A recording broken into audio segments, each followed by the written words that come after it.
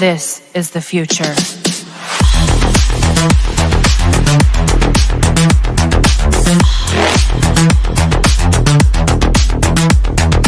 Evolution.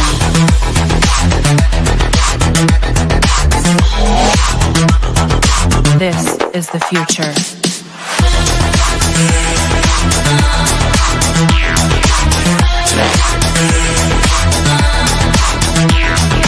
Evolution.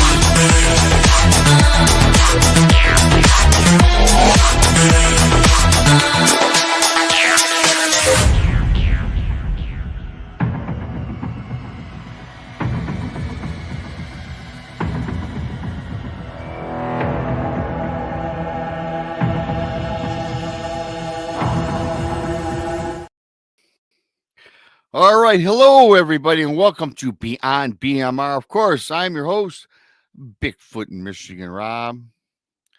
Joining me, as always, in studio be the lovely Krista from the Blondes and the Booze Paranormal Podcast.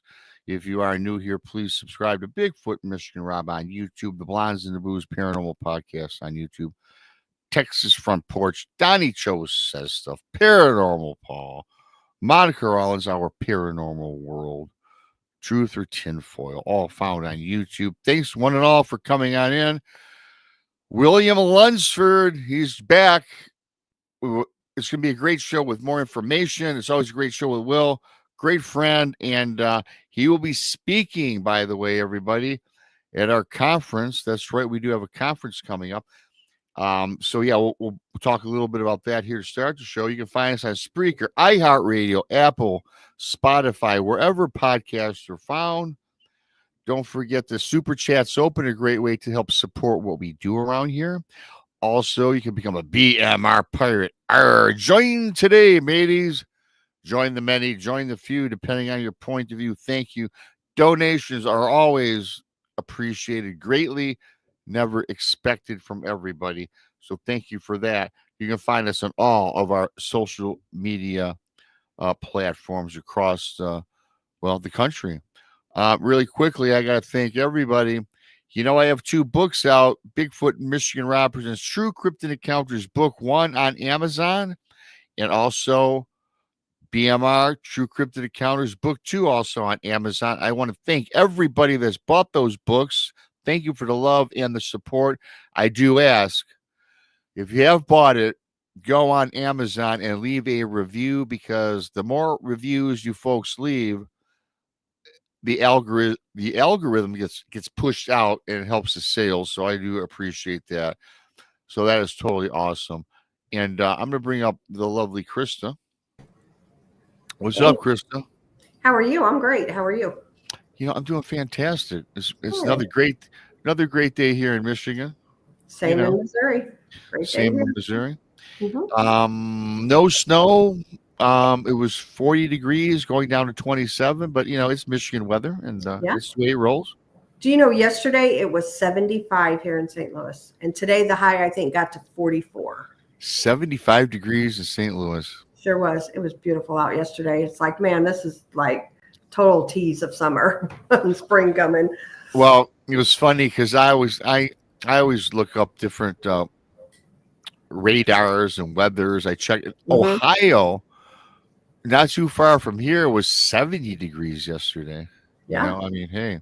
Yeah, the whole Midwest, I think, got sweet. Yeah, they and it hit 40, like I said yesterday. Yeah. So yeah, so it's weird. Yeah. The weather's so weird nowadays. Thanks, Keith. I don't want to. Hey, thank you, Keith. You're awesome, brother. I love you, Keith, from Oakland County, Michigan. Was on last Tuesday night. They had a great show. Check that one out on replay. Thank you to Keith for all that. Thanks to everybody for coming on in. Yep. So we won't talk about the weather really briefly, though. I'm going to always, as we do before we get the show started, we do have the conference coming up, and I got to tell you, you're gonna have to read this for me. We're going to be promoting this thing ad nauseum until the end of until it gets here, and I got to just find the little thing that I can normally can't. Here it is. So, anyways, the Crossing Realms Conference, everybody, September 19th and 20th. As I mentioned, our guest tonight, William Lunsford, will be speaking. And Chris, I can't read the rest. If you want to go through the rest of the lineup, thank you. So we have Josh Hurd, Heather Mosier, Will, as BMR said, Lady Ann Celine, Ron Murphy, Dr. Dean Bertram, Greg Ogles, who's in the chats also, Frankie Cambalata, Dan Klein, Sir Brian Bowden, and Miguel Ramirez is speaking. And then our special guest is Ken Gerhard, Dana Stricker, Brent Thomas, Ryan Edwards, Mike Familiant, Chris Garitano, Linda Eastburn, David Glidden. And we actually have another featured guest. We haven't announced it yet, so we're going to wait. Do you want to wait? Because it is confirmed. But I'll just let you tell everybody, because besides outside of me and you, nobody else knows. I'm excited about this. And Jason McLean's got just one last piece of work to do. Sorry, Jason. Jason doesn't watch the shows. He just he watches the replays sometimes. We have another guest, and our final guest is going to speak on the Friday. And you know what? He's a Dogman person. You all heard stories before, and you can announce his name, Krista. Go ahead. He's a good friend of mine and Brandy's, and we're pleased to announce Martin Groves. Martin Groves will be joining us speaking at the conference. Yeah. Now, with that being said, Krista, it's funny. We started promoting this before Christmas. Hell, Thanksgiving maybe. We're getting bombarded with these people that want to speak, and we're like, you guys, maybe if we do another one, it's looking like number one's not even in the book, so I don't get ahead of myself. So I don't know what year 2 is going to be like, because I think the year 1 is going to be fantastic. The ghost hunt sold out. Frankie and Dan are bringing a haunted car. They are. We're talking UFOs, cryptids, and paranormal. Everything for everybody's tastes. I can't even wait. I don't want to wish, the whole rest of the fall, winter, and summer away, but I can't wait for September already. So yeah, no kidding. It's coming up fast. Fast. Real quick, I want to say something really quick to 2 people that's in chat. Greg Ogles, I just want to give him condolences. His mother passed away. And Gary Spikes, he had surgery today, and I'm glad you're on here. And thank you, Kelly. Thanks, Kelly. Gary said you took his wrench away. That had to have been a typo or something. I wouldn't take Mr. Gary's wrench away. He don't have it. Is he in chat? I don't even see. Yeah, I don't even see him in chat. Is he white? He's in chat. No, he's in chat. Oh, wow. I'm going to fix that here in a minute. Yeah, fix that. I'm going to take care of that. Let me just go ahead. Why don't we bring up Will and get started? I'm going to take care of Gary, because Gary's awesome. I don't want to leave him out in the cold. So I'm going to bring up Mr. Will. Sounds good. Hey there. Hey, everybody. How are y'all? Fantastic. So good. I'm glad to be here, man, for sure. And we are glad to have you. Absolutely. How is Cindy? Sorry about Greg's mom. Yeah. Man, that's terrible. I experienced that a couple years ago. Got my sympathy there. Then Gary Spikes. Yeah. Gary's a friend of mine, and like him, Will too. So I hope everybody else is well. And want to again thank everybody that's here, and then to thank our service people who've laid their lives on the line so that we can sit here and do this. So again, thank everybody for being here. Hope we're having a good show. I'm certainly going to enjoy it. I'm going to give you everything that I've got. So absolutely, you always do. How's Cindy doing? She's doing real good. She's in there right now, sitting there. She's got through cooking hamburgers. So well, tell her I said hello. I'll do it. She'll be glad to hear that. Thank you. Oh, so Mickey said, I don't know, BMR, if you can hear, but they're saying that nobody has a wrench at the moment. So I'm not sure what's going on. So I don't know. Maybe something's going on. You know, not that long ago on our channel, we had the same thing. We had a problem too with wrenches. So I don't know. Oh, you have it, BMR, do you have this playing? I can hear you. I'm looking. Nobody has a wrench, it seems. So I'm trying to fix that right quick. Okay, yeah, because there's me in the background. It says that I'm the only one that has a wrench. All right. I just threw Gary one.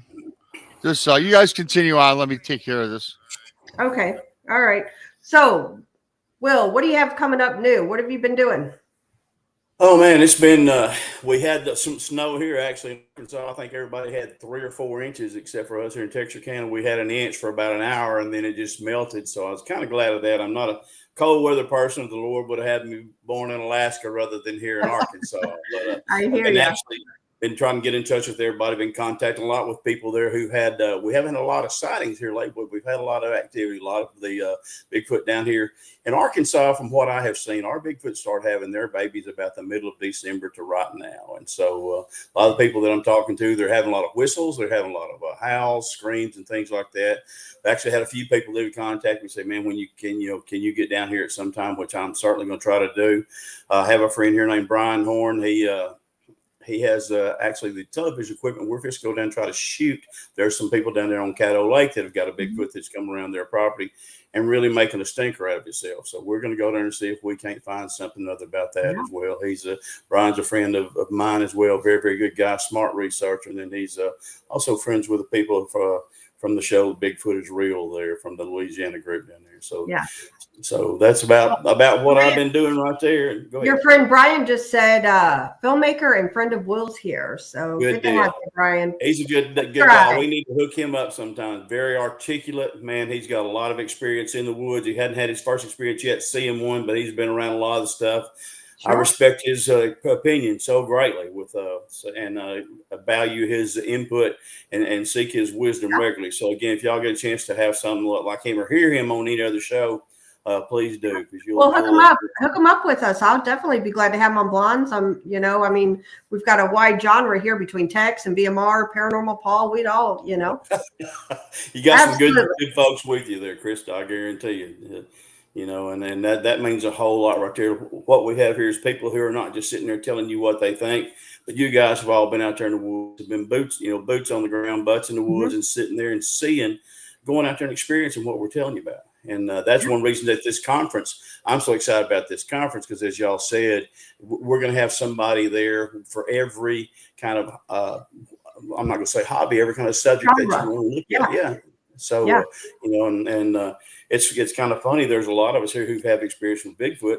It seems like you tend to have experiences with some of these other paranormal activities as well. I think I told y'all last time that I used to work at a haunted restaurant, and it was every bit haunted and then some. Yeah. So, that you mentioned the conference, and that's the thing too. Like we're trying to promote, like this is our conference is going to be a happy conference, a happy place. We don't want the drama. We don't want any of that. We want people to come and let's talk weirdness and let's all get along. And, it's about unity, because not only in the cryptid world, but the paranormal world and the UFO world, there's so much hatred going on. And, we just want to bring everybody together and have some unity. Looks like somebody told me the other day, so if you'll just open your mind, open your ears, and close your mouth, you'll learn something. That makes a whole lot of sense. But still, on that right there, like I said, we can all learn something from everybody. Just because I haven't experienced something doesn't mean that you haven't. That's and right. that may be a chance for me to learn. It may be the one tip I need to have my next Bigfoot encounter. It may be the one tip that I need to actually expand my horizons into doing some of the other cryptids, which I have, as I said, like I said, that haunted restaurant. I've got a lot of things that happened to me down through that right there. Yeah. They used to have the ghost lights here in Garden, Arkansas, which some of you have seen there on Unsolved Mysteries and things like that. So we have that right there that's been around. So really, like I said, it's going to be something that's fun. Like I said, and I'm excited about it. There's some good speakers there, and it's I hope it becomes an every year event for y'all, and not monetarily, just to expand everybody's consciousness of what we do here. Because when you go out Bigfoot hunting around here, it's a whole nother story. You've got rattlesnakes, you've got hogs. My friend Daniel got treed a couple of years ago by hogs when we were down there looking around. Yeah, I know. Last time we were down there with you, we saw a dead hog. Do you remember that on the road? Exactly, and I mean he was a whopper. So yeah, yep, absolutely. I'll let you get a word in now, Rob. Go ahead. No, thanks. I was just, anyway, welcome back to the show, Will. And yes, for everybody, I tried to remember who were moderators, so I kind of fixed it. I don't know what happened there, why nobody was a moderator.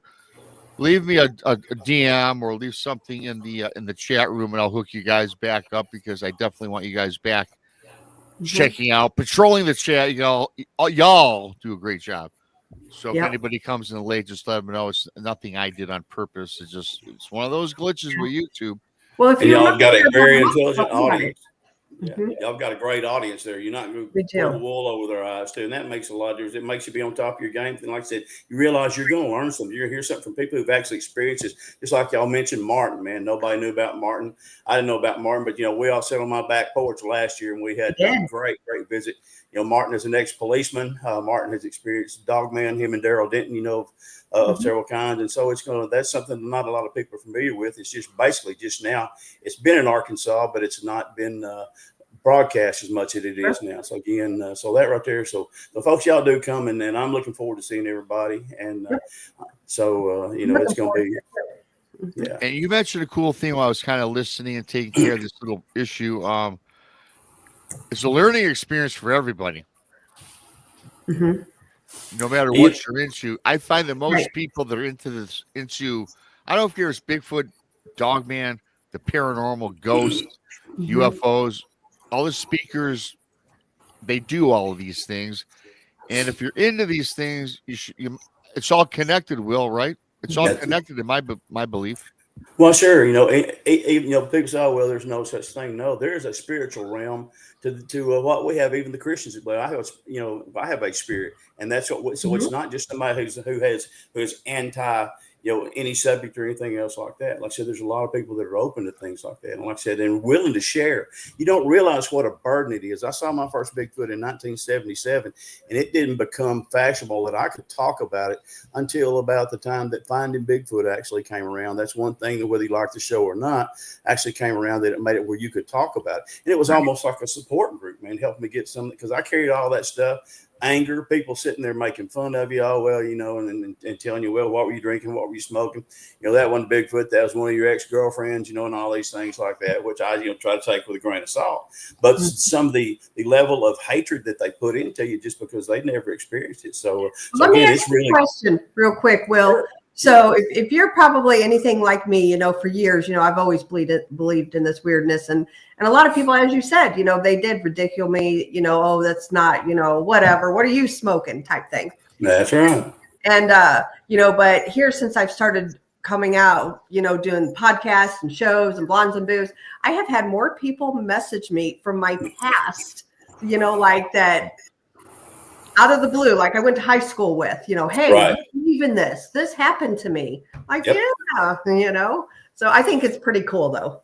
Even as small of a genre as the Fouke Monster is, Fouke, barely has 800 people in it. But I still have people contacting me now that they find out. Of course, they all knew I was a river rat during that time growing up. But people come back to me and say, "Will, I'm so glad to hear you say so. Let me tell you what happened to me down here." and then they tell me something that's happened around Fouke or Texarkana or the Garland City, the small, all the way down to Shreveport, then all the way up there in northern Arkansas, and I just can't believe it, So, and I do believe it, but it's just I wish I'd known that years and years ago. But it's something now that, like I said, we can talk about. And very, very glad for that, for y'all's venue that you give people, like I said, and other things that we have there on, even on TV, even some of those shows. There's some people that's pulling your leg, but then there's some of them that have legitimate stuff, and they're glad to share it with you, not just to unburden themselves, but also to kind of help everybody else. So. Absolutely. Well, we do have a lot of newer people that have subscribed to the show, that follow the show now since your last visit. Why don't you briefly let these folks know what you're all about, what you've been doing, and how you got involved in this subject?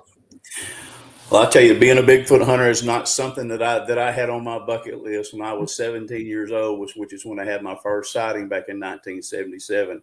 Well, I'd had some rumors here of the Fouke Monster. When I was a kid, we lived out there on a farm, and we actually had people that were reporting, hearing things, seeing things. A man that even came to our house to sell produce had one jump up on the road and chase him and his mule in a wooden wagon for about 1.5 miles down towards our house. So it wasn't something that I believed in. As a kid, you're scared to death, but still, then I started getting a little bit older and wiser. And then I quit believing with them. So 1977, I love to fish, man. I'll make a nuisance out of myself. If you throw an old bathtub back in the back of your yard, I'm going to stop and make a few casts if I can sneak back there that y'all catch me. But I love to fish. And so at this time right here, I was fishing some public gravel pits, and I happened to walk up on one. I wasn't ready for that, folks. You're just not ready for seeing Bigfoot. Now, I never even given it a thought until the very second that I walked up. And because I had, like I said, gotten past all this stuff, and I'm sitting there looking at something that I don't have a pigeonhole or don't have a box to place that in. And it was amazing, because I'm like, is that a bear? That's the first thing you think. Everybody I've talked to the same way.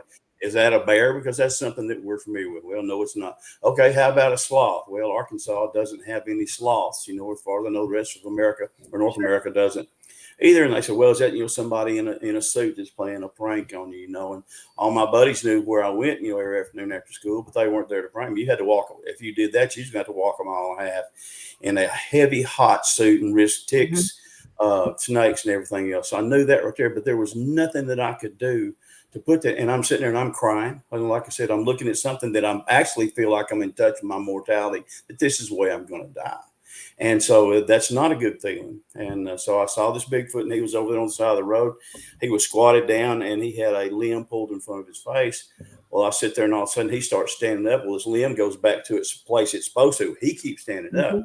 He goes to maybe 7.5 to 8 foot tall, solid black, and walks out there in the middle of the road. And there's nothing between he and I but gravel on the road and air above it. And I'm like, oh my gosh. And again, like I said, I'm hyperventilating. I can even right now, when I want to talk about it and think about it in detail, I can still get those same kind of feelings. And so I'm sitting there looking at him, and he's sitting there looking at me, and he's just, Bigfoot tend to rock back and forth like this right here when they're looking at you. I don't know whether it's because they're trying to make out what you are, whether it's trying to, do like one of the hypnotists do, when they do one of those little watches or whatever it is, but you're definitely watching. I guarantee you're aware of what he's doing. So we sit there, and he's looking at me, and I'm like, oh Lord. So whatever this is, I said, this is how I'm going to die. Just take care of my mom, and just don't help him if you're not going to help me. Well, anyway, this Bigfoot turns, he walks back to the very same tree he was, and this one was left-handed. And so he reaches up to the very same limb, and he pulls it down to his face. And I've told y'all this. He skins the cat, takes all those leaves off there like that right there, chews for a minute, and goes back in front of me. And then I realized right there, this is where it's going to happen. So anyway, I was very, very scared. I even had a Bowie knife, which I was flashing at him, which wasn't going to do nothing, just help him find me in case I ran into a dark spot. There was no way in the world I was going to get away. But anyway, he sat there and rocked for a little bit, and he pretended like he was going to take a step forward. Man, when he did, he wheeled on that left foot, and he went two steps. He was into the woods, and 3 steps, I couldn't hear him. And man, I want to run, but I can't move. And I am actually just torn up. Well, anyway, like I said, long story short, I was not wanting to become a Bigfooter. I did survive, and I came back home and told my mom what it was and everything. She said, well, son, I just don't believe I'd tell everybody. or just tell anybody. And so, and I didn't. I told my best friend, told my coach, but then there wasn't a security blanket that you go to. I went to the library to looked at what used to be called a card catalog to see what kind of things I could, where I could read about. Well, there wasn't a whole lot back in 1977. You know, they had a little bit on the Patterson Gimlin film, 1967. And then a few different accounts, but everybody thinks that everything started there in California in 67. It didn't, folks. You know, the very first account, I found some 1600s up there from up there around Canada, and then 1721 in Natchez, Mississippi. I think it was 1797, one place there in South Carolina. And then 1829, Milledgeville, Georgia, 1834 in Arkansas, and then we go from there. So it's been around a whole lot longer than the Patterson Gimlin film. And it just, I wanted to prove so much what I had seen. I knew what I saw, and I knew it wasn't crazy. I'd ask myself several times, did you really see what you thought you saw? And the answer was yes. There was no denying it, because like I said, the emotion would come back thinking about it. And so I took that time to actually trying to start study it, finally started to find out a little more. And I had some friends here at college, and they lived there around Sulphur River. Sulphur River is the place where the Boggy Creek Monster is actually from, or it's homeland down through there in that watershed. I went to school with a guy there named Billy, and so they were down there, and they were hunting some rabbits one time there on Sulphur River around DeKalb, Texas, which is about 43 miles from here, but also on Sulphur River. Well, they had those rabbits there strung up one night. It was too cold for them to try to go back home that night, so they strung them up between the trees, so the other animals wouldn't get them. Well, they wake up and they hear something walking around their camp, and it's making quite a ruckus. It's growling, it's breaking limbs and sticks, and so they stand up. Of course, the first standard line is about like I did whenever I was down. I didn't have a gun or anything, but I hollered, "I know you're out there. You're not scaring me." Of course, that's the same thing they hollered, and then they hollered, "I've got a gun. You better leave us alone." Well, like I said, the thing just kept walking around. Well, finally, as those saying goes, enough was too much, and they finally decided we better get out of here. So they did. They took off running back to the vehicle. They come back the next day. Then they got their, I think Billy's dad with him. They come back and they find all the carcasses of the rabbits they strung between the trees, and all the carcasses are gone except for one. And so, again, I knew that was not the same creature being 44 miles away just because he had a taste for rabbits. And so I continued to try to study and learned a little more. I became a UPS man. And that was a great venue for me to be able to learn about Bigfoot, because I would, I've told y'all I would sit there and try to joke with people, and man, they live so far out in the woods. Gosh, I had some country routes out there, man. The sun set between their house and town. It was that far out. Right. And so I'd make jokes like, say, hey, if Bigfoot's not down here, it's because it's too far for him, to walk. And they're like, well, if you think that, come here at night. So I had a lot of people right there that actually opened up to me a little bit. Now, some would hold it back. But I realized right then, some of these people were 70 and 80 miles away, and they were telling me the same kind of stories. And so the more I learned, the more people I was around, and then I became a better researcher, and then my sightings started to increase. I had my second one in 1985 on the boat ramp there where we all went that night there, that night at Mercer Bayou, where some guys here from the Texas Bigfoot Research Center went this year. They came down here and shot a film, and sure enough, the Bigfoot's throwing rocks at them right there on the boat ramp. So I've been into it like that. Oh yeah, right there where we stood, Krista, exactly. Wow. So it's something that I got into, and it's like an itch that you can't scratch. You think, well, if I could just see one more, everything would be fine. I can just get past. No, if you see one more, then you want to see one more, and then you want to see one more. And so and in that right there, boy, I've met some of the greatest people in the world, folks. These people think we're kind of crazy, which we may be, but all of us are in some way or another. I've met some of the greatest people in the world that you've ever. I mean, they'll sit there and they'll tell you. You'll see again the tears in their eyes, just like you did mine. They'll tell you what has happened to them. Like I said, they're not lying, because their character, their kids, their kids' names, their dogs. And so when you get this right here, it's been a very beneficial experience for me to do, and I love it. I try to go out. All year long. Didn't get to go out as much last year because of a bronchial infection, but now I'm back in the woods there, and so I'm going to just harass them Bigfoot. I'm going to be like a flea on that fur coat of theirs. They're going to. Good deal. I wanted to always ask you, Will, and I perhaps have asked you this in the past. I don't know. You've been on many times, and so throughout your years, you spoke with a lot of people, gone on a lot of investigations, done a lot of research. And by the way, you've also written this thick ass book. Okay, now let me tell you, this is your book. Is it upside? Great book. Look, this book is fantastic. Thank you. Searching for the unfindable. My quest for the search for the Arkansas Bigfoot by William Lunsford. I know you got a second coming out. Oh, and by the way, this picture, is that your sketch of the first one you saw? That's actually my sketch. They added some color to it, which kind of diluted it a little ways, but nevertheless, they when they put the color on there, it kind of made it look like the thing was actually smiling when he wasn't. Their mouths are just kind of straight across like that when they're looking at you. Mm-hmm. But that was actually my sketch right there. But I think it fit the book rather than try to add something to it that I didn't. Sure. Yeah, and everybody, you find Will's book in most bookstores, and you can also find it on this show. I got the link posted. Mm-hmm. Tons of it's like I can't read how many. I don't know. It's like 400 pages, but there's also color pictures in it. Yeah. Color, not black and white. Yeah, it's I made sure that whenever my wife and I whenever we got the book, that we could get some color pictures, because sometimes I go back to black and white with my camera stuff. Yeah. Sometimes it accentuates, some of the character or some facet that you want to show. But as a rule, color tends to show up better. And so I did make sure I had it with color, so that would help most folks right there. And so that was one reason that I did that right there. I'm going to do my second book the same way. I'm going to have it. That's awesome. Actually in color. And another thing that I do, y'all see this shirt that I've got right here. I wear a Bigfoot shirt a lot of times out. Just this right here is a Ohio Bigfoot. Daniel brought that to me from Ohio. But that's like, to me, that's like a walking calling card. And I have a lot of people come up to me. They're like, "You a Bigfoot believer?"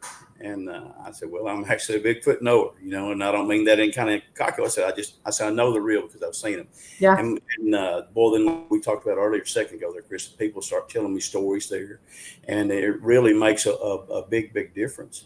So like I said, so they're coming up to me. It's not like, there's some that ridicule me every now and then, but I'm so used to that, man. I've been, since 1977, 47 years been dealing with that right there. But it also, like I said, it gives me an opportunity, and it's like open arms for some people to come up and say, and tell me their story. So it's something that I really enjoy. And like I said, this is something I also have a license plate on front of my truck with a Bigfoot on there. And I've had people stop me with that right there, and they'll pass me on the deal, roll down the window, honk, and do the deal right there. And Bigfoot, yeah, and then a lot of them I get to talk to. So again, that's kind of what. But like Rob said, getting to talk to the people I have UPS open the door, and then getting to do the conferences that I do. And I'm not shy anymore. I used to be kind of shy. I know what y'all are thinking. Oh gosh, I can't believe your parents are actually glad when you learn to talk. But actually, I've been able to talk to a lot of people, and the things that I have learned, I probably talked to 225, 230 people now, if not more than that. The conferences have actually helped that. Oh, yeah. And so that's another reason I do this. But folks, Bigfoot is real. Y'all, hopefully y'all can tell that I'm telling you the truth. It's real. It's not something that, regardless of what these people want to sit there, and try to make up and ridicule you or some of these other shows. Some of the shows on TV is not on there to show that Bigfoot exists, but that he doesn't exist. But I'm telling everybody, as honest as I can be, Bigfoot is real. And it is real. You don't even have to tell people that you're not making it up. I believe you. I mean, 99% of the people who watch the shows believe in Bigfoot, and they know that all the guests are telling their accounts or their research, and we don't ridicule, we don't judge over here. Same with the blondes and texts. So yeah, you have 1,000% of my backing. And you mentioned Daniel really quickly. It's funny because Daniel, he sent me a shirt, said, ask me about Portlock, Alaska. Daniel Becker, who was on the show. Yeah. Thank you, Amy. Thanks to everybody for the super chats. You guys rock. And so I was at a 7-Eleven. I was wearing that T-shirt. Ask me about Portlock, Alaska. It was the clerk. So I started telling them about Portlock, Alaska. That famous story. Yeah. And it's cool. I like wearing those shirts because what happens is conversation starts. Then, of course, me, like Krista would do. And by the way, my channel on YouTube is, so it's cool to walk around with Bigfoot stuff. Mm-hmm. I'd ask you now, William also some cool pictures, everybody, which I'm going to pull up in a few minutes. Okay. But one thing I always wanted to ask you, and I was supposed to ask you this several minutes ago, then I got off course. Again, throughout the years of research and putting the time and effort into all this, what is the difference between, and I know you spoke with the First Nations folks Yeah, sure. and like American folks. Yep. What's the difference between their thought process, what they think about Bigfoot versus us? Because I often find that I believe in the First Nations folks, what they say absolutely 100%, as well as us guys from the United States. What's the big difference between the two? I think the major difference, I've talked to people like I said from several nationalities, from several Native American tribes, First Nations tribes, and stuff like that.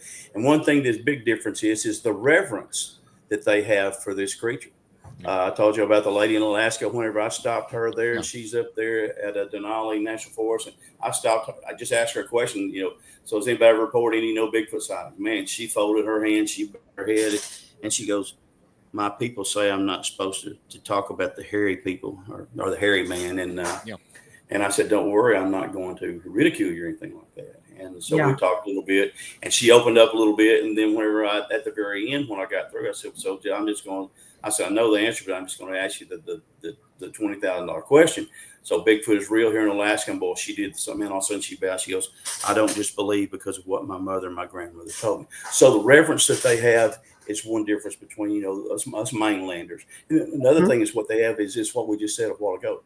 They don't have any doubt that Bigfoot is real. Right. They've been there for years, and whenever you live out in daggum tents that are made out of animal skins out through the forest, you're going to see a lot more things than you see here than something that's made of brick and stone, and boards. And so the things that they have that reverence.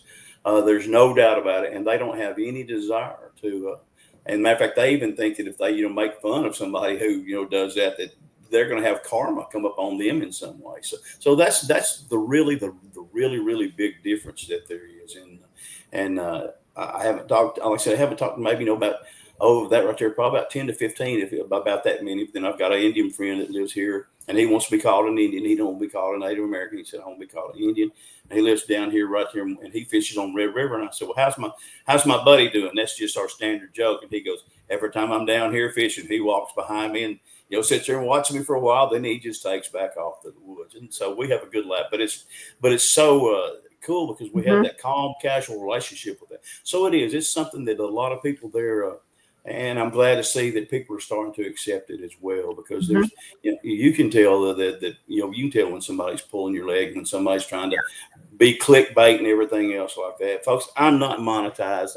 The thing I've ever made money off that is from writing my book. And it's 449 pages, and that's like I said, but what's in the book, there's probably 46 years of my life as far as for researching.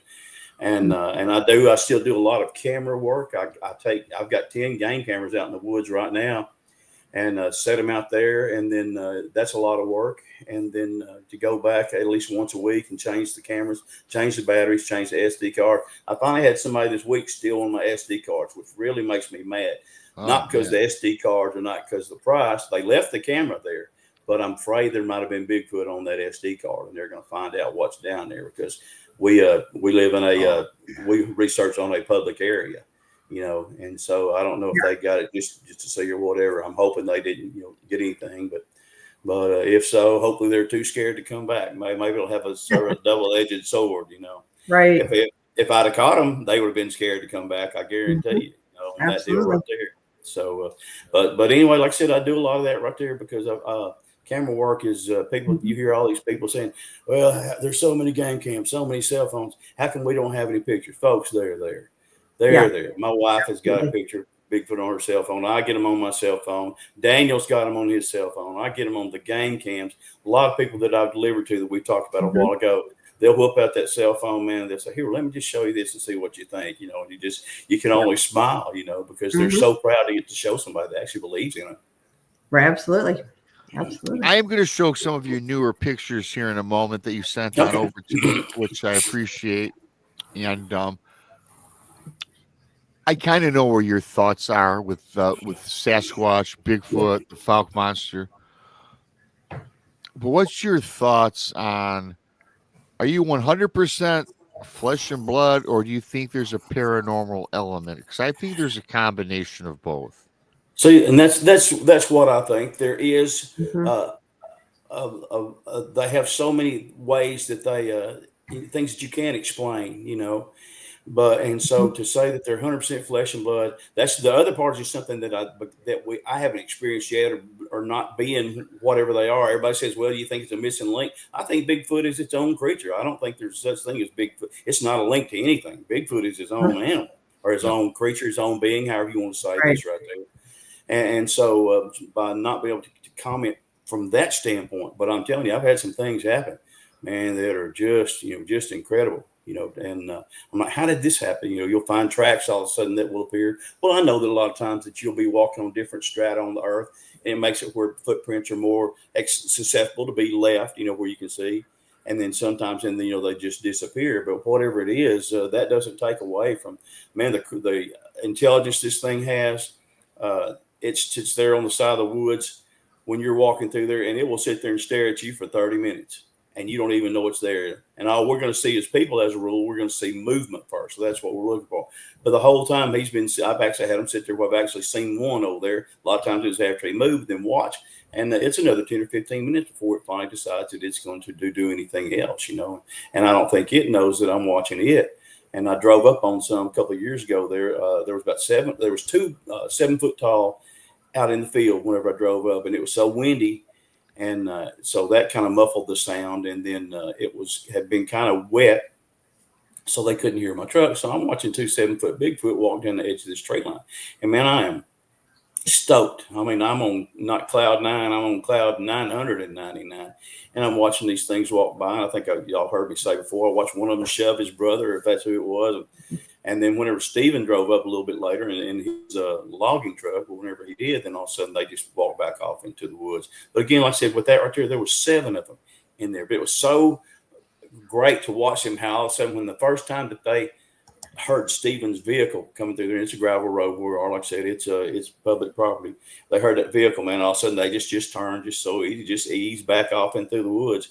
And then we had some of these cellular cameras. And then when he and I disappeared into the woods to go check our cellular cameras and check the SD cards, one of these cameras that I have actually sends notifications here to my cell phone. All of a sudden, while we're there in the woods changing cell phones, changing SD cards, I'm getting notifications on my cell phone. Hey, there's Bigfoot over here in front of you, in front of these other cameras. So that was really, really, a cool thing right there. And like I said, I got to have one of the sightings that I wanted to have there. And I said, watch those 2 right there. And then whenever me and Steven left, we were still in the clear cut there when we walked back to the truck, and the camera's still going off, and you can look down there and you can see that they're still there. There's 7 of them. It actually gets a picture of them. And so people think that there's just 1 or 2. I don't believe that. I think there's a lot of Bigfoot. I think if people knew how many Bigfoot there were, they wouldn't even come out of their house, because they're seen in every state that I know of except Hawaii. Now, there's people who say they've seen them in Hawaii, and if they have, that's great.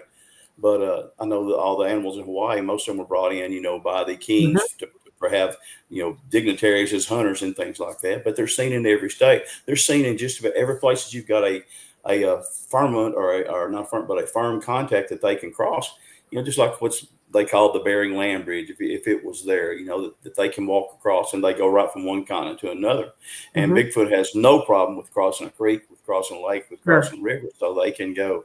So different places like that. So it's really, really that's how there's so many, because they're in so many countries.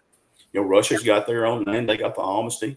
China's got the Yeren. Australia's got the Yowie. And you can just go on and on. You can go on and on and on with the different names. Sure. And the Indian tribes that we have here, I think it's 574 recognized Indian tribes that we have here in America, and nearly every one of them has got a different name for Sasquatch. Now that's pretty crazy. I mean, it means something different. Some of them, it means one thing, but some of it means there's actually something out there that they have a very distinct fear of, whereas we tend to think of them as being kind of calm. In places they're not calm. The Fouke Monster was not calm, I promise you. You could ask a guy named Bobby Ford when that thing jumped on Bobby, and he was trying to go back and check on the ladies at his house at the time. And man, it was it was putting a beating on him. But one thing about Bobby Ford, he's probably the toughest man alive because he's able to fight his way from a Bigfoot attack and crash through a wooden door on the front of the porch there. Mhm. So Bigfoot can be, and I've had two for sure that were aggressive. I had another that would have been, but I had enough sense to leave at that time right there. So Yeah. Wow. I promise we're going to get out with some of these pictures, but I didn't want Okay. to forget. You know, we talked the paranormal, the yeah, bloods, yada yada.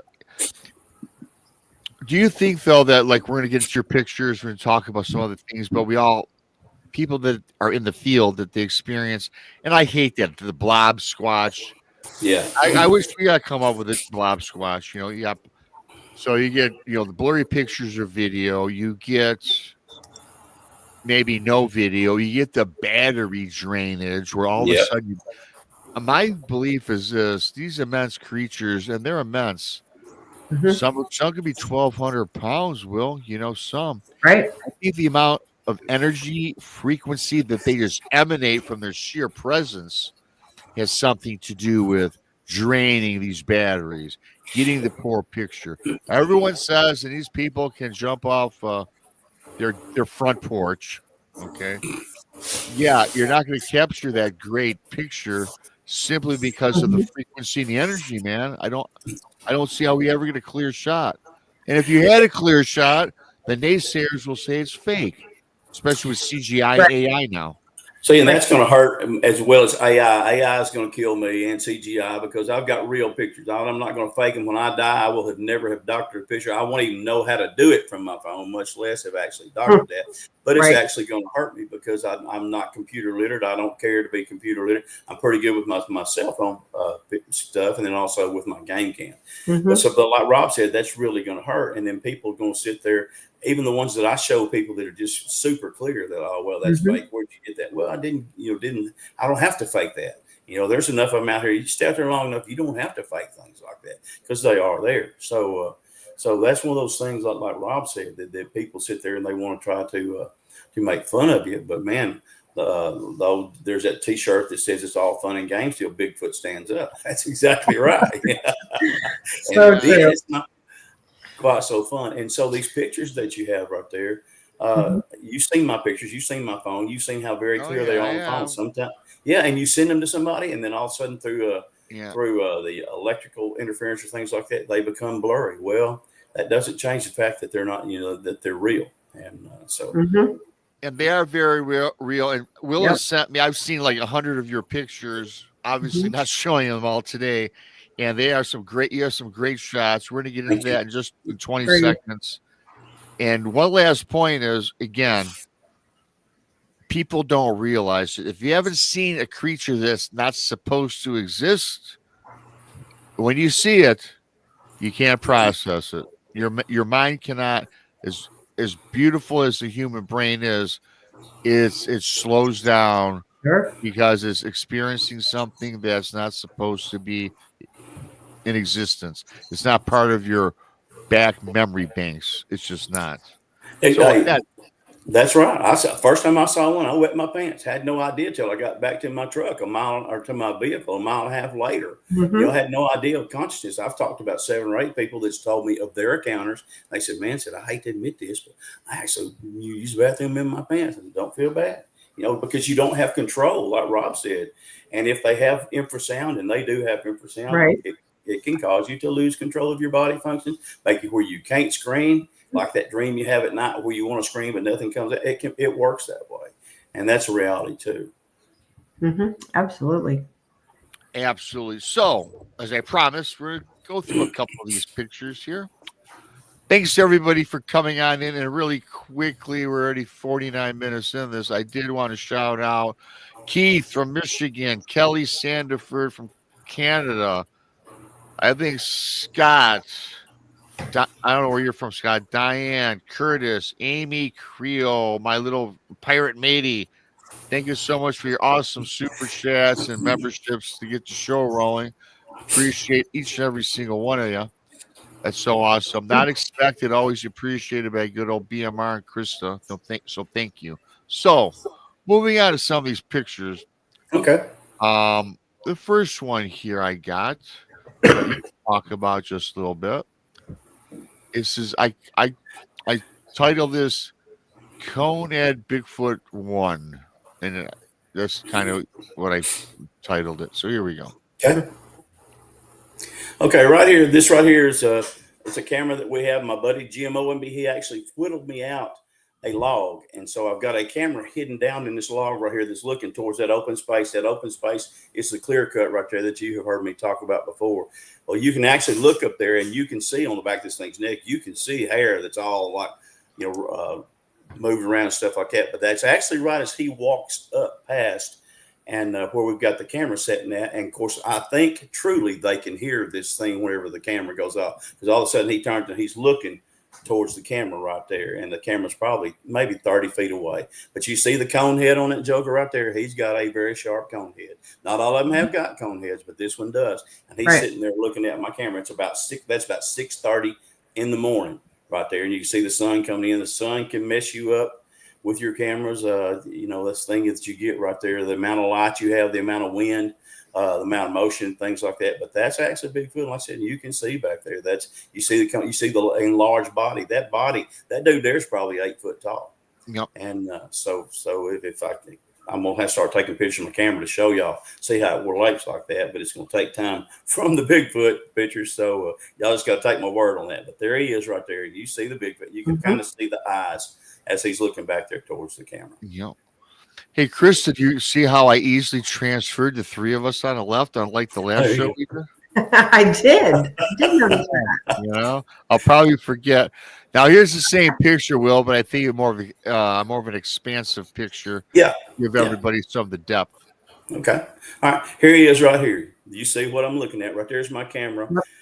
Right there, and then that's the clear cut right there. You can see the trees, the pines that are starting to grow out there, and everything else like this. And right as he comes back through, like I said, and that camera's aimed towards that cut. I've got a trail that's just about maybe 2 to 3 foot on the side of that tree right there where he's standing. And sure enough, that's him as he walks right past there. And so I'm like, oh my gosh! And like I said, the sun kind of messed it up, but I can send you anybody a jillion pictures of that same deal, and you'll see that Bigfoot is not standing there. That cone head, whatever it is not there. That is actually Bigfoot that's walking through there, and he's looking right at my camera. He knows it's there, but that's a pretty picture, even in the panoramic view right there. Shows the colors and stuff like that. So, but that is actually Bigfoot. Yeah, that's why I love showing that with the pretty colors, the definition, and that is the conical shape that you definitely see a Bigfoot figure. And a lot of people now. If I knew nothing about Bigfoot with either this picture or this, if someone showed me this, Will, and I know nothing of Bigfoot, or they showed me this picture, I would just say that beautiful pictures. I don't have a trained eye for that. I wouldn't have picked that out. And a lot of people every day, they see these things every day in the woods, right? But they can't see them. You know what I mean? Yeah. I go over my pictures sometimes. Oh gosh. Before I ever even do anything, within 30 or 40 minutes at first, because there'll be several on that card, but I know what's there. So I'm so used to the background of it. When I see it, it instantly just catches my eye. What's supposed to be there and what's not. It's like if you're walking down your hallway and your wife or husband has hung a cuckoo clock that wasn't there before. You're going to recognize it. Or if there's a chair there and you walk the same way. Yep. You get the Absolutely. And so I'm going to go on to a newer track. I don't think I've seen this track. You sent this on over. Yeah, then I got to do something for my mom really quick. So you guys talk about this. I see this is fantastic. I'll be right back. And I'm going to put go ahead. All right. This is a track that I found 2 weeks ago. And you can see it plain as day, right? You see where the toe prints went down. You see how wide it is. It's not an overly 16-inch track right there, but it's exceptionally big because it's bigger than my foot when I put it down. Yeah. And so again with that right there, and that's right there where all the mud has been and stuff. And this is a place that I actually get a lot of tracks. There's actually a walkway going into the woods, and so whenever it is right there and it rains, it tends to make like a dirt.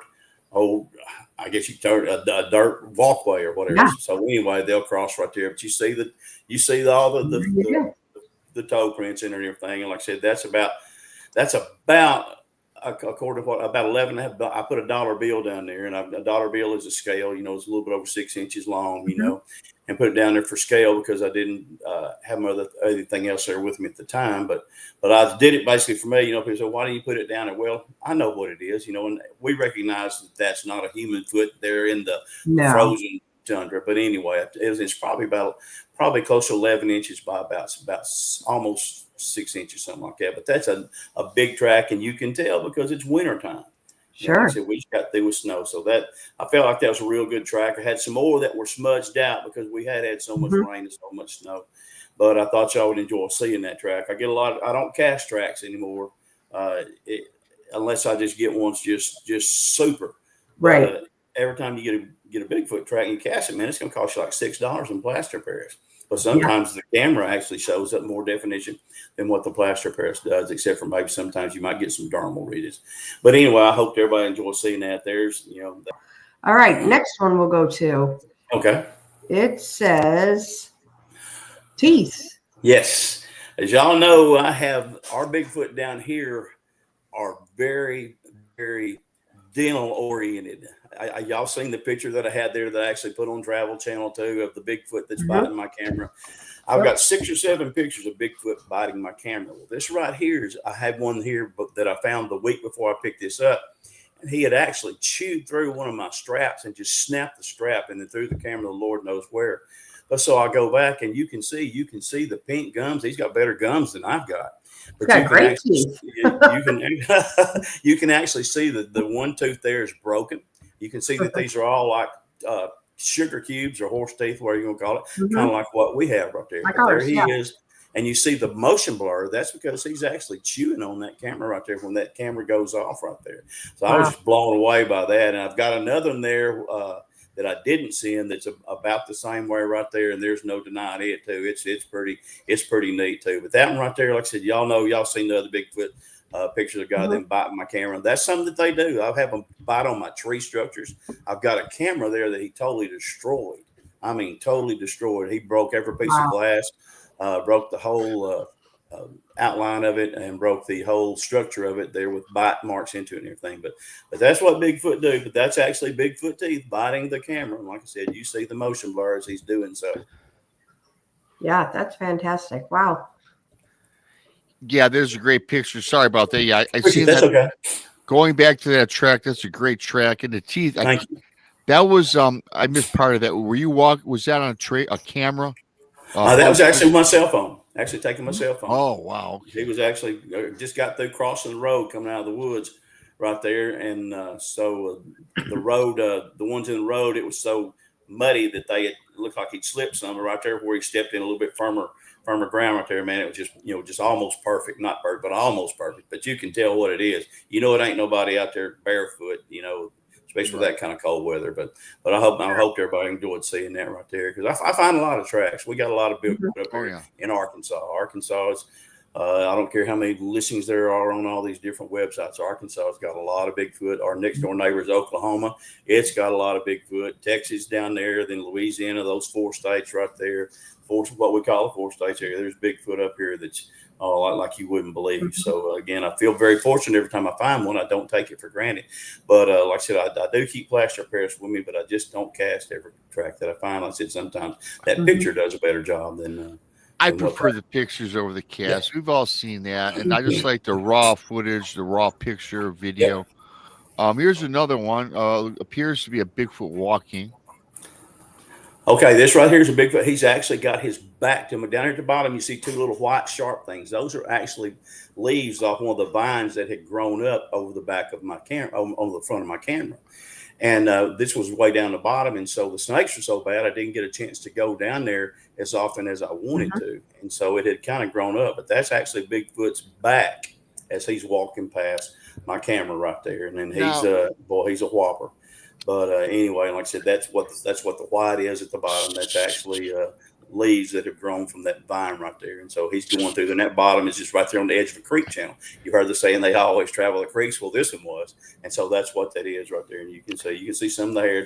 It's not crazy wild or anything else like that. Pretty well groomed, actually. Yeah, but, actually, I was going to make mention for my interpretation of this. It looks like he's kind of svelte. I mean, is that his waist and the two legs and his little behind there, and then And that's kind of what I think it is, Rob. As far as that goes, that because the arm on the right kind of yep, drooping down. yep, arm on the other picture I sent you. You'll see the arm on that one too. But that's exactly what it is when he goes through there, and he's just he's taking his time, had no idea, and I hadn't been down there to ruin it by setting it up or anything else like that, and just fortunate. You can kind of close up there on the edge of the outline of that body when it goes through, and you can see hair and stuff like that. But he's just like I said, he's very well groomed, like you said, very svelte as far as that goes, and they're beautiful creatures, man. When you see one, you're like, oh my gosh, so. Well, what I saw was definitely a beauty, but with a coat of hair that I saw until it kind of turned menacing for me. Yep. But here's another one, Will. I think this might be the same but different. I think there's a filter on this. Hang on. Good deal. Let me see.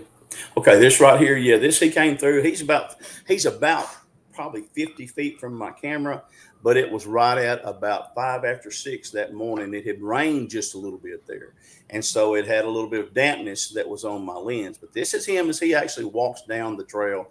You see that gruntled up face that he's got. That's the ugliest Bigfoot I've ever seen. He's got that bald forehead, and he's got a look on his face like he's just disgusted with the world. But like his face is kind of scrunched up. And then you can see there as you go down from his face, just down there, you see on the right-hand side, that's actually his right arm as he walks by.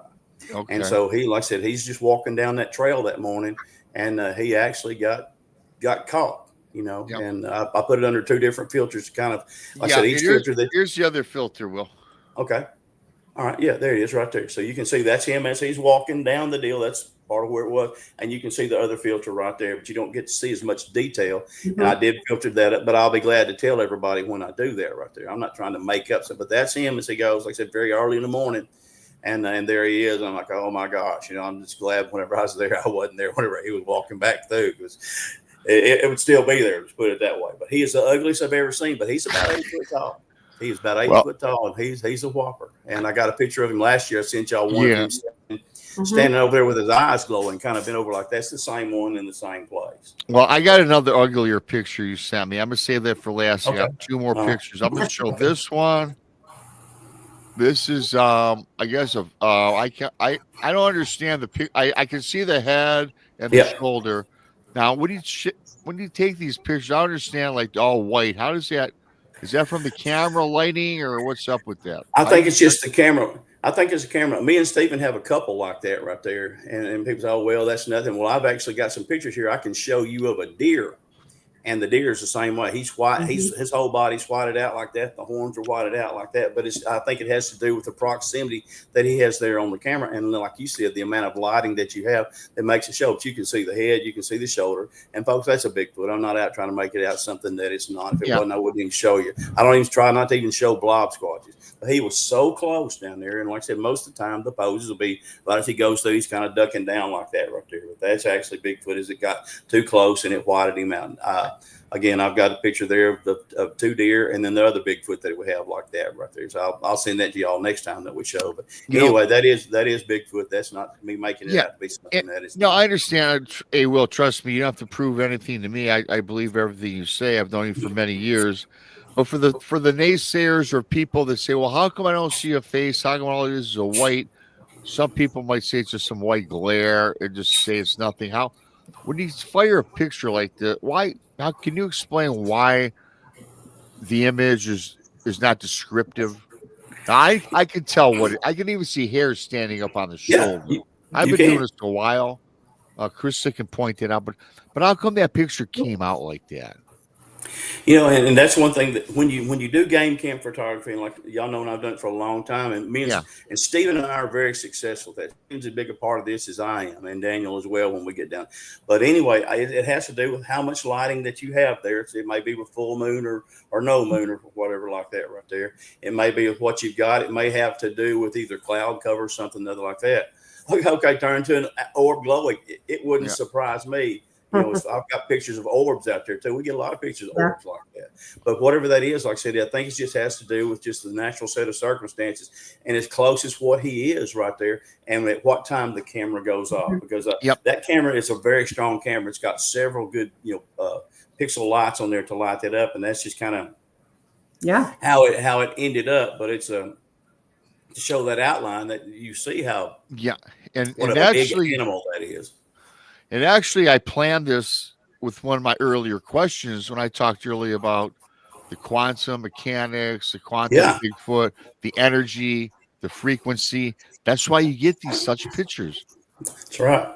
Like you said, on stuff like that, I get orbs all the time. I mean, some of them are perfectly round.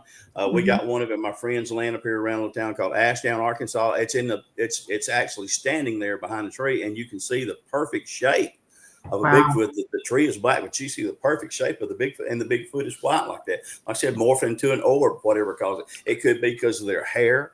We sit there and we think, gosh, what's their hair made of? Well, we don't know, but we know that polar bear hair is clear, but it turns into white. Yeah. So hey, Will, real quick, Johnny's asking, how high is your trail cam? My trail camera right there is about 7 foot right there, and I do measure them whenever I go there. That trail camera right there is about 7 foot high.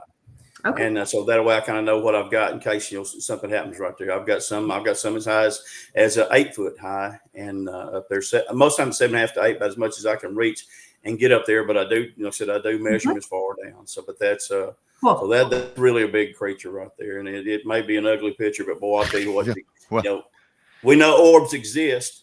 They exist. We'll get into that a little bit later in the show as well. Yep. Yeah, we'll get into a lot more of that as the show goes on, because I want to show the final picture, which you even circled it. And I know you normally don't circle, because I think you circled this on purpose, just to show how creepy, ugly this thing is. And I think you know which one this is. And this is a face of a Bigfoot. And I'm going to pull it up right now. It's pretty nuts. You look and you can see, and there's a face of Bigfoot right there. He's peeking over that brush, and you can see the right eye exceptionally clear. The left eye looks like it's maybe kind of behind a leaf or something other. But there he is, and that dude's a whopper too. Now I guarantee you. I think I've got his picture from last year. I think I showed y'all there that he was walking through there, and it appeared like his eyes actually had a blue tint to it. But there he is. But look at all the thickness behind his neck and the hair that's on there. This is not one of those cone heads like we talked about. This is one of those kind that Stephen and I call them Hanks, because they've got that round head. But they don't all have cone heads. They don't all have round heads. We got some down there that's even got heads like if you ever watch Family Guy, like Stewie Griffin, where most of the mass is on the side, brother. But that's actually Bigfoot peeking across the top of that brush right there, and he's looking right into the camera, probably 2.5 feet away, something like that. I saw that, and that one creeped me out. I mean, it truly did. I'm like, oh my goodness, if I was to be standing up over a limb and all of a sudden I seen that thing looking back at me, guys, I've been on your show for the last time. Y'all just come place money in my coffin right there to help my wife bury me, because that's going to be. But that was a scary one, and he's ugly. No doubt about it. And I will say this, Will, I don't know if you notice this. What's even more creepier to me is if you look, you have the circle, and right below the circle, there's another face with 2 black, dark eyes and a small little nose, which to me, that's something else too, man. That's another capture of something. Exactly. And there may be nothing back here in the back. I can't tell, but I know for sure those are. And a lot of times I get more than, but you know how cameras are, when you face on something and you focus, everything else is peripheral. It gets kind of blurred out. But that right there, with him being as big as he is, and those eyes right there, again, like I said, I don't normally circle my stuff, but there they are. But then, like you said, then that face down below there. So it's kind of in the peripheral that you got right there. But that's what you get a lot of times. And again, I never delete my pictures, because a lot of times I go back to them and there'll be something that just stands out that you didn't see the first time. I'm like, oh, you dummy. Well, that's part of it. I mean, so, but there is the game cameras are out there. That's from, I think at that time that I had them out, I think I only had 6 of them out now instead of 10. And most of them are from 6 cameras that you got. So I hope everybody believes that, because those are true, but those are pretty neat finds. You can't get one to sit down and pose down like for a portfolio or anything else like that. You're not getting your senior picture from high school. That's exactly right. But that's really when you find something like that right there, and it's nobody wants them to be any more perfect than I do. When I find a track or something going through, seeing the trail, I'm like, oh yes, can't wait. Then all of a sudden, you'll get one that's actually blurred, or you'll get one of my cameras last time had water, it had leaked in there and had a perfect Bigfoot face, but then there's the shape, but then it's got the watered in on, you couldn't even see it. So I'm hoping I've got it saved there, hoping maybe somebody will come up with some kind of filtering system that I can actually make, but I doubt it. But that's what you get. That's one thing about Bigfoot pictures. Go ahead. I'm sorry. No, that's fine. You just get it the way you get it, but I want to share those with everybody. Like I said, y'all don't see me putting up many blob squatches. No, and here's the thing I love about you. I've known you for long enough where I can probably say this freely. I know you're so meticulous about what you do. You take what you do very seriously. And I know that there's certain pictures you don't want to share because you're like, well, yeah, I know what this is, but boy, I don't know what the audience would think. Right. But what I do love about what you share is there's nice variety. You got the energy picture, you got a clearer picture, you've got the different filters. And so everything that you share is something, assuming it's Bigfoot, right? And that's what I appreciate about you, because you're not scared to show your findings, Right. And I appreciate you, bro. I still tell everybody, like, you have the best picture of a Gugwe that I have ever seen. Absolutely. I appreciate that. And boy, that was a scary one too. I'm afraid I was going to have hands shaking there from taking his picture, because he's looking at me like he's hungry for supper. And but getting that right there, you're so glad to have something like that. Like I said, and you want to share it with people. And too, like I said, I go over every one of those pictures, man. I've got a doggone magnifying glass that look like Sherlock Holmes, going through there and trying to find that. I've actually got a set of diamond loops. There are jeweler's loops to sit there and kind of help me look through there and stuff like that. So I do go over, and like I said, if it's a blob squatch, I'm gonna try not to put it out there. If I do, it's because something's about it. The situation is so unique that I think it's worth describing there, and that the other pictures that I've shown y'all will actually testify to their authenticity. Of what I have right there. And we got a lot of Bigfoot down here in Arkansas. I say that, man, we do. And they're used to Stephen and I, as ugly as I am, they still get through there, and they watch us, and that's the funny thing about it too, So I appreciate y'all showing those. Like I said, I've got some more here for old Duke there. I'll be on his later on. We got to set up a show, and I've got some more pictures for him too. And so you try to share and make believers out of everybody. For people who say, oh, well, how come there ain't no pictures? Well, there they are. Like I said, it's not you can be walking around, like a portfolio with, but that's what you get, and you're getting reality, like that one there with all the colors right there. I've got one there, I don't know what it is, that was on my card right there, and there's so much motion. I can see two sets of teeth. I've got one on the top here that's got the almost like a Gugwe teeth right there. There's actually claws right there, and then there's another set of teeth that's upside down. Something is getting killed, but there's so much motion in that picture right there when it was took. I can't figure it out yet until I get something to it. So that's one boy I wish I could, because man, it's amazing to see. But real quick, Gary asks if you've ever tracked one with claws.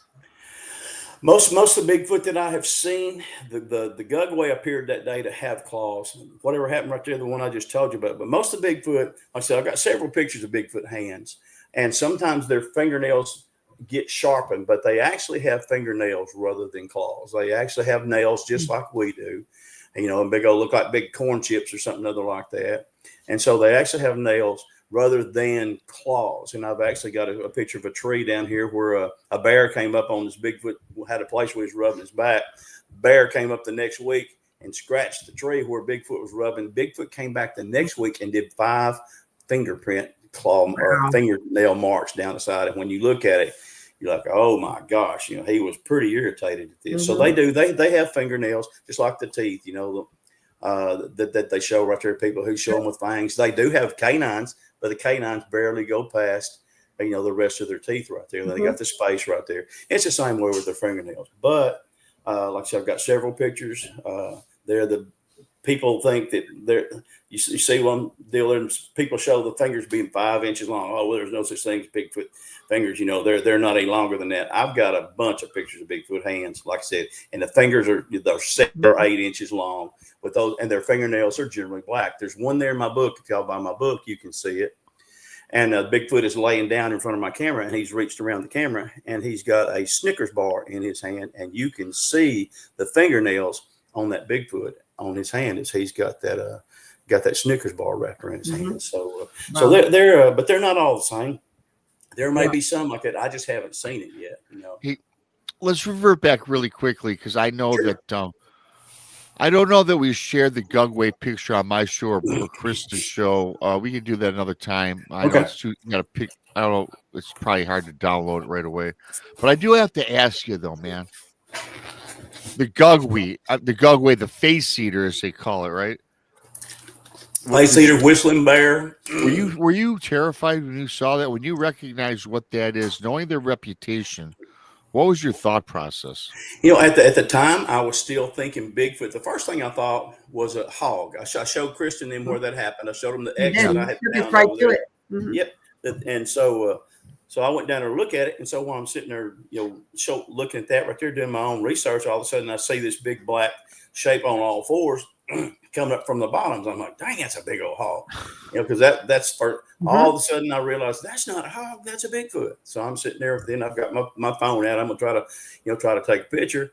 And so he stays on all fours and he gets pretty close there behind me and he slows down. And I thought, man, something looks funny about that joker. So anyway, he goes on into the brush. I try to run down there and catch him. And so as I'm going down a trail, going towards where the trail was that he was crossing, I look down there in that blasted, there's a big log laying there and it's got these roots are sticking up like this, what you call octopus roots. He's got a stupid head stuck down here just like this, and it's black, and he's waiting to eat me. There's no doubt about it.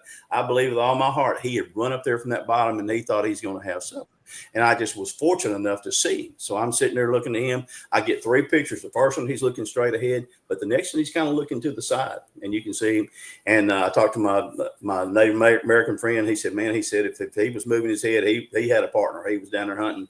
They were generally hunting in twos, like the velociraptors from Jurassic Park. And said he was down there with his buddy, and they were fixing to use you for supper. So anyway, whenever he did that right there, like I said, I looked back. And then I got my camera, got my gun and all that. And I was scared to death when I realized, like I said, all of a sudden the legend of Gugwe became real to me right there. I knew that was not a Bigfoot. And he was big too, man. He was 4.5 foot, probably to shoulders, probably 800 pounds, something like that. And the way he could run, gosh, there's no way I could have outrun him, He with him being on all fours like that. And so when I turned, I took off, I run up that hill and got in my vehicle, but it really changed me because after that time, I showed those pictures to my buddy, Randy Crawford. Randy's got 2 monitors on his desk. And he said, you definitely got something there. I said, oh, I know I got something there. He said, well, let's go down there tomorrow. I couldn't go. I had PTSD and all I had was a 40 caliber Glock. I had a 15-shot magazine and a 30-shot magazine, but I wasn't going to go with just that. That's like taking a daggum slingshot. Well, Reese, my son, had actually bought me a 45-70 and didn't know it. And I came home and showed him that. He goes, here, Dad, you're going to need this. So he gave me the 45-70, which will shoot lengthwise to a buffalo. And so then we went down and we took about 50 or 60 pictures, something like that. Found a couple of big Gugwe tracks there, and found another trail he was saying. But it scared me to death because you don't really realize what's out there in the woods that can hurt you like that. But this thing can. There's a lot of encounters, y'all. I'm sure everybody who's read some of the Bigfoot reports or heard some reports there, like we talked about already, from Bigfoot theory and those kind of things. There are people who've had the things that are chasing him. But folks, those are real encounters. You can hear the quivering in their boat, and that's how it was to me. It scared me to death, man. I was I was 61 years old at that time right there, and man, like I said, I couldn't get out of there quick enough. If you've been doing this long enough now, you get talk to a lot of people who've had a lot of these hair-raising encounters, and a lot of them aren't. They're very peaceful and relaxing, if you can call it relaxing. Still, if you see something as big as they are, it's still hard to process.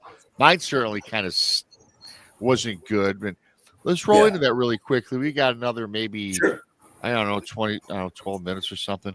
Yeah. When you're out there in the field throughout your years doing this, 40 plus years, when you're out there doing your research, or maybe you weren't even researching, Will, maybe you're camping, maybe you have the family, and you're just kicking back, enjoying nature. What out of the forest scared you where you're like, man, I don't know, this is worth it? Did you ever get that feeling at all? Or if Oh, not, man, maybe that, or maybe not to that level, but maybe where, wow, I really have to have my head on a swivel because I could be in some danger. my first encounter about that week and a half before I actually saw the thing, when I was down there at those gravel pits and I was walking down that gas line, and something was over there, and I'm sure that's what it was it, whatever you can put it, was pacing me down the edge of that gas line. And so I stopped, and whenever I did, you heard about one or two more steps, and it stopped, in the brush. I looked around over there, I'm like, that's your imagination running away with you. Well, then I take off again, and I get a little bit ahead, and all of a sudden it's there parallel to me, but it had captured up from behind, so it's overstepping. I stopped and looked, and I thought that's some of my buddies, and I hollered out, "You ain't scaring me. I know who that is. You're down here." And so, but no noise. Well, the no noise was scary enough. So anyway, I took off, a little more, like I said, kind of quickened my steps, started jogging a little bit. All of a sudden, it's beside me again. You hear the footfalls coming faster and faster and faster. So when I take off to a dead run, and I get down there to where I have to go through the woods and cross this creek, and one of these little fords right there, and all of a sudden, man, like I said, y'all heard me make the, do the imitation, and all of a sudden I get, and that's right next to you, and your clothes are vibrating, and you don't know what to think. And like, oh my gosh, what is that? Well, I know we have bears, but I know that could be bad enough. We've got panthers down here. I know that can be bad enough. Right. But whatever this was, you knew it wasn't anything that you were ready for. And so, man, I ran down through there. So that was really scary. Again, something else, like I said, when I've had my family with me, I've had my family with me on that one occasion there. I did the show Travel Channel there. These woods are haunted, and they reenacted that when I had my family, although I didn't have my wife. My wife is with me right there. My son is with me right there. And I've got this Bigfoot charging on me, and it's Easter Sunday, 2014. I don't know if he's Twitter pated. I don't know if he's feeling spring fever, whatever you want to call it. But I know whatever it is, he is definitely got his intention set on us. And so realizing right then that if there's going to be an encounter, I'm not going to let it get my wife.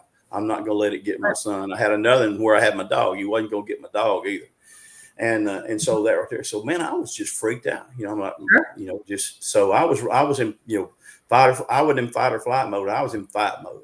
And so that ride was really, really scary. So when I'm out there in the woods now, I'm steadily looking in front of me. Like I said, got my head on a swivel. These things can sneak up on you because they're a soft-footed animal. Most of the times a lot of times where they occur, you've got a softer soil concentration, stuff like that, or you've got leaves. If the leaves are wet, you're not going to get any, noise like that. They've got all the place in the world to hide. They're geniuses. They'll just stand still, and they fit in with the, with the background right there. Like when I used to bass fish, like I told y'all before, fish have protective coloration. I fish from in the spring, and you can look into the water, but you can't see them until all of a sudden you set the hook, and then there they are. Well, they've got this too, and they blend into their background just fine. Oh. And so that's really scary too. So I've got my head on a swivel, just like you said, and I'm listening. Well, if you're not listening, although, like I said, not everything is audible. If you're not listening, I'm also smelling.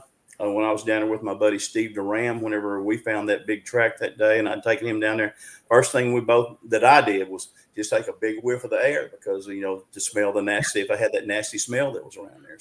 So being aware of your surroundings, using all of your senses as far as it goes. And then too, you want to protect yourself. And I now, when I go anywhere in the woods, I'm armed in some way or another. Most of the time it's armed with something that will make some lead fly. I'm not out to kill Bigfoot or anything else like that, but I'm not to have one of them kill my family. So you've got to have yourself prepared so that you can try to think logically, because you get somebody with a gun that don't know what they're doing, and you're in worse trouble than you are when you got and you make such a great point, because you're just talking about the camouflage and how Bigfoot, you can't see them. They really blend well with the environment. And for a lot of people, if I can break it down this way as well, for people that haven't seen a Bigfoot, or hell, if it's your first time here, I don't know. I often wonder, because I do a lot of fishing on the Detroit River. Now, yes, it's the Detroit River. Everyone has a bad connotation, but it is pretty well cleaned up. There's certain areas that are pretty clean. And I remember fishing and I landed something. I got a nice fish on, and then and as I'm reeling it in, I can't feel. A lot of times, I'm pretty good at determining what type of fish it is just from the area I fish in. But a lot of times, you question what it is, and Right. half the times, Will, you can't tell what it is because still, right up until you pull it out of the water, you still can't make it out because it blends in with the water. Then when you pull it out, it's a beautiful orange or green, yellow, Yeah, big northern pike or a walleye, right? We that's have a right. lot of walleye. You're like, wow, what a beautiful fish. But you'd have thought it was some drab ass fish, for Yep. lack of a better terminology, The Detroit River's really cleaned up now too. Like I said, Bassmaster has actually started hosting the tournament events and stuff like that, and they cleaned up the Great Lakes. So I'm so glad to see that. And then tell you one thing that tends to make for a more delectable meal for Bigfoot, because Bigfoot does eat fish. They eat turtles. They eat Oh yeah. They Yeah. eat crawfish and things like that, and so but they will be up there found around those rivers. But man, I'm the same way. We have a lot of sightings around here. We got a lot of creeks. We got within 60 miles of me. We got 13 rivers right here. I mean, that sounds great, but that's one thing that makes the 4 states area so good, because we have the water around here. And so like you say, it's one of those things that as clear as it is, and you think, oh man, it's going to come here looking like ugliest fish you've ever seen, you wouldn't even eat it. And man, it's just beautiful. Nobody paints a picture like the good Lord, man, as far as for putting the right coloration and things like that. Even the Bigfoot and the way their hair sometimes, it will you'll have some person I ever had when I saw him, it might have been time of day, but a little bit of maybe some red tint to the very end of his fur, but it could have been from the sun, coming back through it was right at twilight. But there are just they're just such beautiful creatures. And so, and then that's given to them because man, if you got something just solid black, you're sitting there, a lot of times you can see it, but if you got something with a solid black and you've got just a few tints here just to break up that outline. So that's why you got to have your head on a swivel, have your head break. So like, look at I sent some pictures last year, a guy I did with the show there of a cottonmouth and a copperhead right there. And they where he was, he said, we don't have very many here. And I sent him to him. He didn't use them on the show, but he goes, oh my gosh, Will.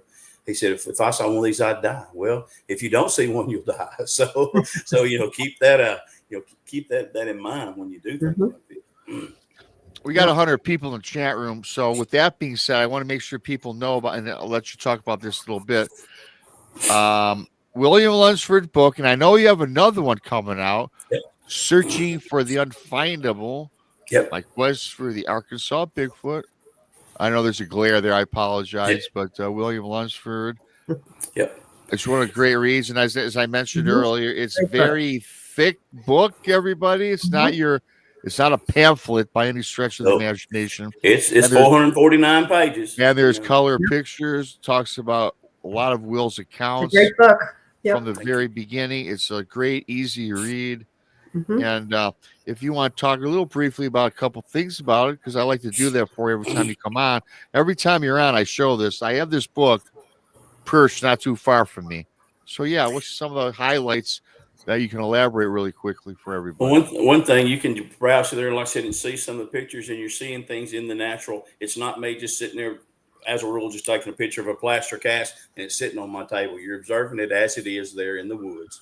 You're observing trees. I've actually got one there. We had a Bigfoot down on Mercer Bayou that was actually coming up and rubbing his back on one of the trees. I told people about it and they didn't believe it.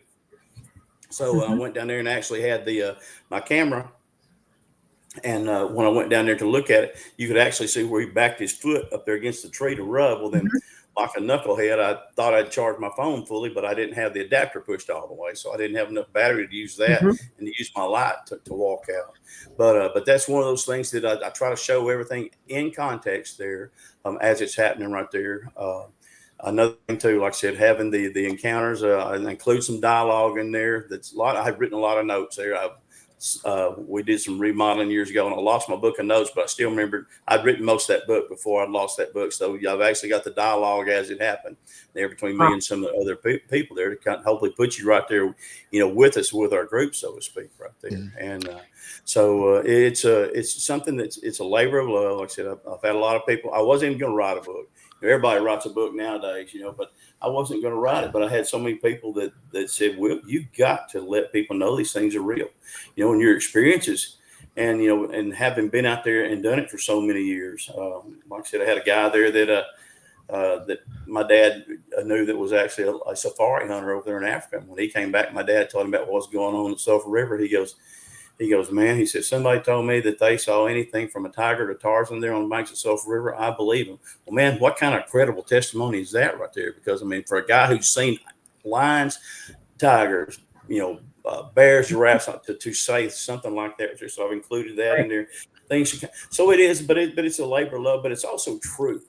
I think you can tell when you read the encounters there. It's not something I'm, try to include most of the names. I have one or two names there. People ask me to change their name or not use their name. So I didn't. And you've got to honor that if you're going to have any kind of integrity in writing a book, and you don't want to embarrass anybody. You don't want to out anybody because, me and Daniel, we were joking the other day. They were talking about people say, oh, you just want your 15 minutes of fame. Well, man, 14 of these 15 minutes is ridicule. Who wants that? I certainly didn't. I didn't want it when I got it, and I don't like it now. But, absolutely agree. And it's really quickly, this is for the first time on this show. We've got another author. In fact, on today's show, everybody, including Will, we have two other people in the chat room. They're going to be at our conference. We got Ronald Murphy, who's an author. He's in the chat room. Greg Ogle's filmmaker in the chat room. And, of course, Mr. Will. 3 people that'll be at our conference September 19th and 20th. Mm-hmm. And so, it's pretty cool. So, we got we got the 20% of the speakers here because we got tons of speakers. Yeah. And we got another in there too. Got one behind the microphone right there. MC Well, I'm just the host with the most. We're not talking. I ain't talking. I'll talk to everybody. I'm bringing all my books on down. And we're going to have one too. Martin Groves. Martin's got a book. Yeah, brand new. Martin Groves signed on, talking his dog. And Krista, I did notice you did. We're getting close to the end here. I did notice you did. You started a few questions. I don't know if you want to go through. Some of them I asked already. Go ahead. We got a few more, and then we can wrap it up here in a minute. Okay. Let me go to. And while Krista does that, really briefly, I want to thank Keith for the super chat, Kelly for the super chat, Scott for being a member for a year, 1 year member. He's a year pirate, matey. Wow, I can't believe I've been doing that a year. Diane Boss, Curtis Wilkins, Amy Creel. Thank you guys. And there's another one. And Annie and Ella Godfrey for the awesome super chat. You guys rock and roll. Always appreciated, never expected. Much love. Thank you. Anelia, she actually just got her conference ticket today. Good. Well, there's another one. I tell you, it's gonna be a hell of a show. I can tell you right now. Yeah. I'm not just saying that either. I feel it in my bones. Folks, it's gonna be good. I know a lot of those people in there. Some I don't. It's gonna be my privilege to meet them, but there's some good people there with a lot of knowledge that you're really gonna enjoy. Oh yeah. Yep, the best. Absolutely. First question. Well, I guess not really the first question, but the first one to put up. Mickey G asked, did Will do any research at the time of the first, I think she meant sightings down in Fouke? Yeah. Although that happened back about 1971, my dad was big into stuff like that. My dad was, they say, was part Native American, but he knew something about everything. And we used to live down there, like I said, on the banks of Sulphur River. And he was an amateur boat builder. We saw 2 babies down there one time on the banks of the river. And I said, Dad, is that monkeys up there? And he goes, well, yeah. And he said, there's Mama on up there on the bank right there. But my dad, we went down there several times. And there was a doggone line of cars a mile long heading down the Fouke. There was some roads that they actually had that they didn't want you to go down. The people, the farmers and stuff had people cutting down their gates, but we did. We actually went. We looked around. We went down to a place called Falbus Landing, which was where we used to live. And then my dad knew some people that lived in there. We stopped and talked to them. So we didn't do like I do now, boots on the ground research. I'm there, looking for things myself, but we actually did and talked to some other people down there. Again, with what we'd had there from Mr. Otis, the man who had the mule that was chased up the road there for 1.5 miles after Bigfoot jumped out on the road. So we did, and it was pretty neat. It was something like that because I knew even then. And my dad asked me one time, he goes, "What'd you think?" I said, "Dad," I said, "I'm scared to death." I said, "They're telling the truth." He goes, "Yeah, they're telling the truth." And so, not everybody that's seen that is a liar. And so we really did. So that was pretty neat. And then it showed me some places to go that I still go to later on that my dad had took me to. Wow. Very cool. Very cool. Mike asks, question, what country do you think Bigfoot actually originated from? Well, I'll tell you, that's one of those hard ones right there. I know the U.S., like I said, the first Bigfoot sightings I found here in the U.S. were actually in Middle America.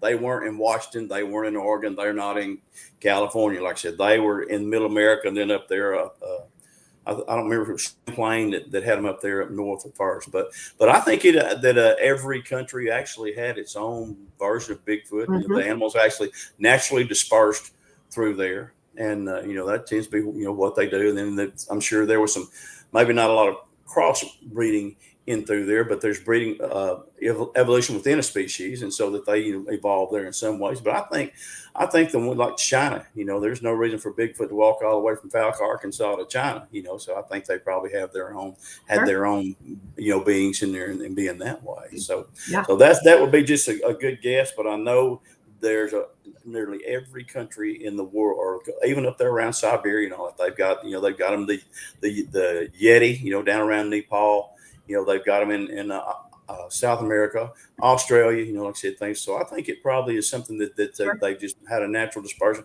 or that the good Lord put them there where they are. Right. My blog Sunny asks, William, do you think a DNA tracker dart rifle can be used on Bigfoot? Veterinarians use that special DNA rifle chasing wild game and collecting their DNA.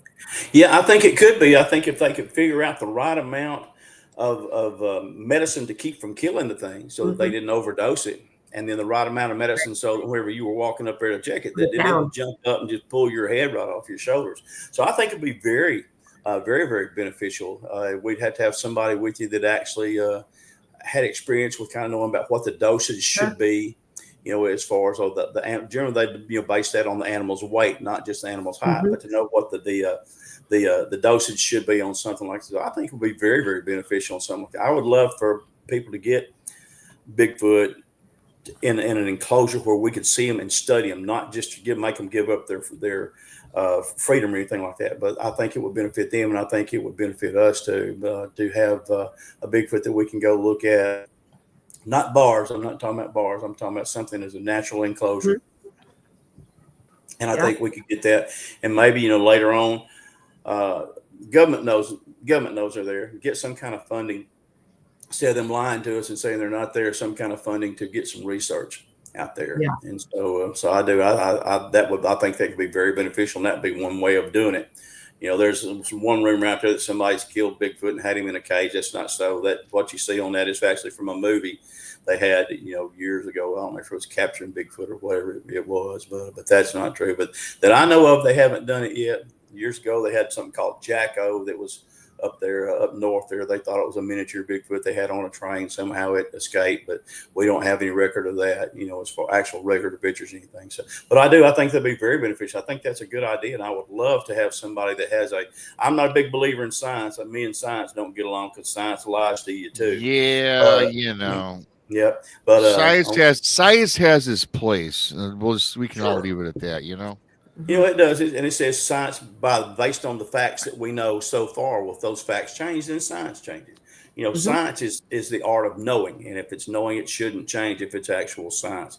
But on those cases like that right there, having somebody that we could, with their benefit of the knowledge that they do have and was honest, then I think that'd be a big benefit, and it could benefit us.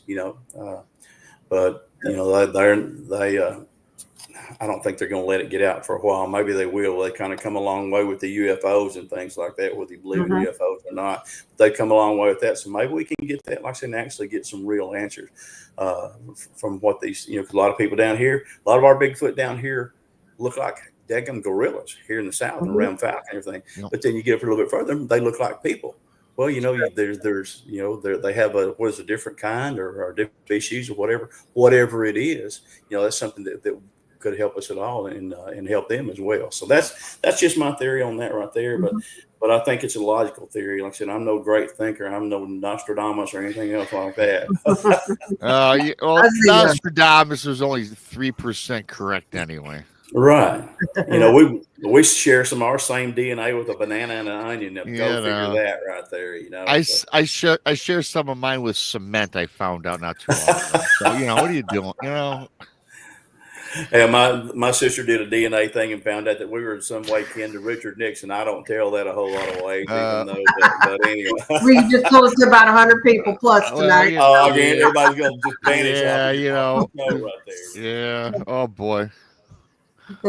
Was that about it there, Krista? There was only one more. Fire it off. We'll go. We can all let everyone go. Yeah. Let William go back to bed. Boondock Mojo said, "At William, are you familiar with Mercer Bayou? I've camped on that place when I was a teenager. I've got a good friend who lives in Texarkana." Mercer Bayou is Bigfoot Central. That's where me and Krista were down on the bank that night down there. We actually had some activity, the sounds down there. But I've had 3 people in the last year that have told me they've actually seen Bigfoot there on Mercer this last year, and 2 of them were actually standing in the water and trying to cross the bayou. Then I have another friend there. He was down there deer hunting. And he recorded. I had seen him, and first time I met him, and he actually recorded for me. And so he actually has the recording of the Bigfoot there at Mercer Bayou. My second sighting was right there at Mercer Bayou boat ramp right there off County Landing, right there off Blackman Ferry Road, or 237, and that was back in 1985.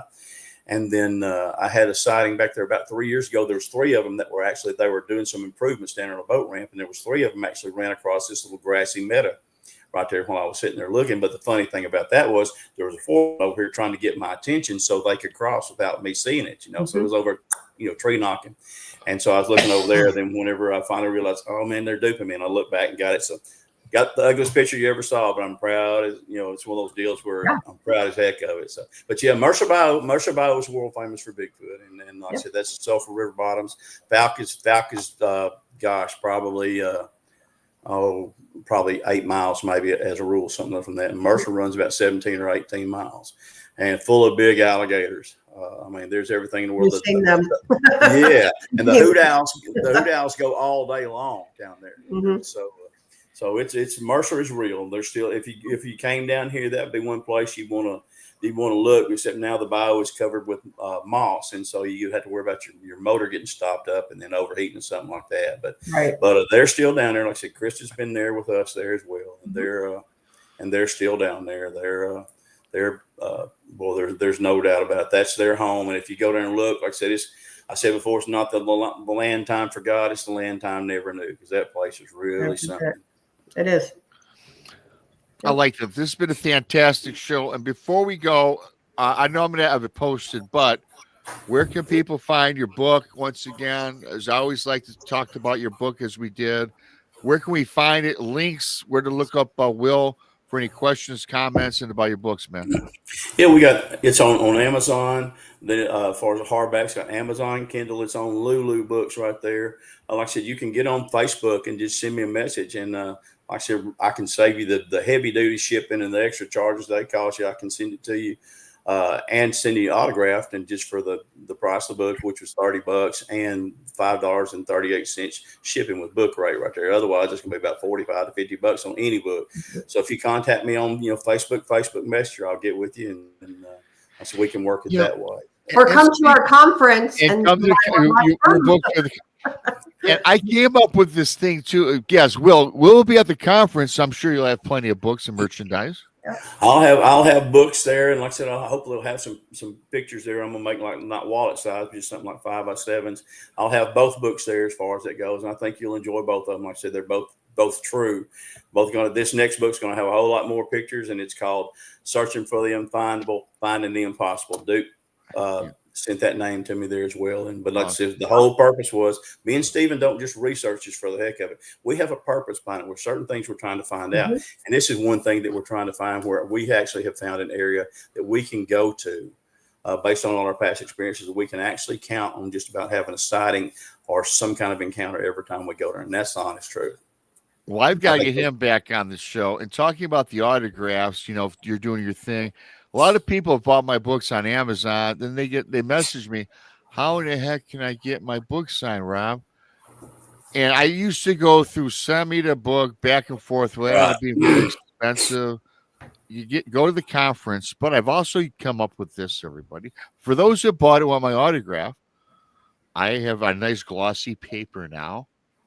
See, I got a letterhead written up. So if you want, shoot me an email. I'll sign this, and it fits nicely in your book. There you go. Yeah, there you go. With the embossed label for BMR. So I just thought I'd throw that out there. The marketing guy that I am, I'm always glad to sign any of my books, folks. I appreciate anybody that spends any time paying attention to me or my podcast or my books. So I'm always glad to sign it. It doesn't cost you anything extra. I try to personalize it if I can, and so like I said, do that. And I said, book rate is $5.38 all over the United States. So your shipping should be standard, $5.38, regardless of where you live. And then, like I said, I'll send it to you. And it'll come in I actually use a Ziploc bag to make sure the rain don't get in there and ruin it or anything else like that. But I think you'll be excited when you say, I hope you will be when you start reading it. And I believe you really will be, because it gives you a lot of Fouke Monster information right there. And then a lot of the encounters I've had, I said all the 46 years or 35 years as a UPS man, 46 and 11 years past whenever I became to tell you the stories and the stories that are still going on. So I think I hope you'll enjoy it. But I do appreciate anybody who's bought it. Like I said, contact me. I don't mind, and I'll get it to you. Generally, I can get it to you within 2 days right there, and then it'll get it in the post office in 2 days. So y'all do that, and I look forward to it. Like I said, love to visit with y'all. Thank y'all for having me on. Thank you to everybody who listens, because like I said, I don't take that for granted. It means the world to me. And absolutely. No, you do not, Will. I'm glad I met you several years ago. You're an awesome guy. And thanks to Duke for, I think Duke introduced me to you. Said, hey, get this guy on. Yep. Shout out to Duke, who's he's been in the chat. Go over to World Bigfoot Central as well. So yeah, hit the like on the way out, everybody. William, thank you so much. Krista, today is Tuesday. You've got a show Thursday and Friday. Thursday. Who do you got Thursday? Right quick, if you want. Thursday we have Dave Glidden, and he's one of the guys coming to our conference. So he's going to come and hang with Brandy and I on Thursday night, and then Friday night we have the Squatch detective Steve Coles. Okay, very good. So everyone, stay tuned. Please subscribe on your way out, or hit the like on your way out and subscribe.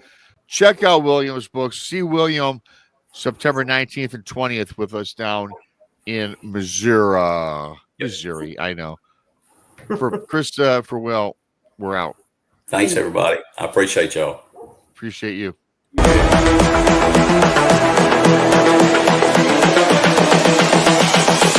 This is the future.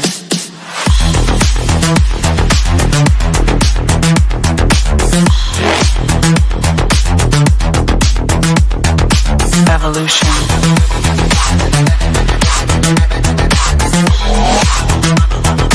This is the future.